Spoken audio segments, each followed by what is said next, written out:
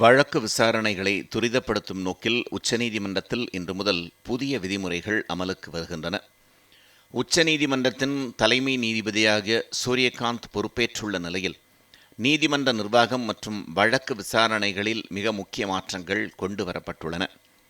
வழக்குகள் தேங்குவதை தவிர்க்கவும் நீதியை விரைவுபடுத்தவும் உருவாக்கப்பட்டுள்ள இந்த புதிய சீர்திருத்தங்கள் இன்று முதல் நடைமுறைக்கு வருகின்றன.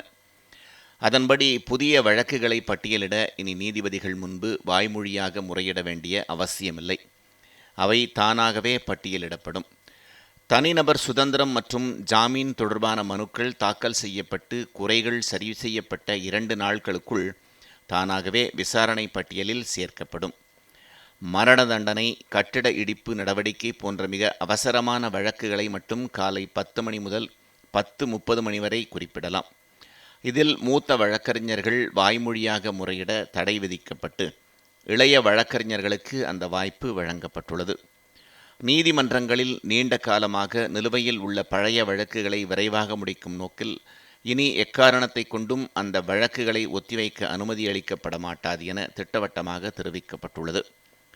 மற்ற வழக்குகளை ஒத்திவைக்க வேண்டுமென்றால் எதிர்த்தரப்பு வழக்கறிஞரின் முன் அனுமதியுடன் முந்தைய நாள் காலை 11 மணிக்குள் அதற்கான காரணத்தை குறிப்பிட்டு மின்னஞ்சல் அனுப்ப வேண்டும். மருத்துவ காரணங்கள் அல்லது இறப்பு போன்ற தவிர்க்க முடியாத சூழல்களில் மட்டுமே வழக்கு ஒத்திவைப்பு கோரிக்கைகள் பரிசீலிக்கப்படும். வழக்கு விசாரணையில் ஏற்படும் தேவையற்ற தாமதத்தை தவிர்க்கவே இந்த புதிய கட்டுப்பாடுகள் விதிக்கப்பட்டுள்ளன என்று நீதிமன்ற தரப்பில் தெரிவிக்கப்பட்டுள்ளது.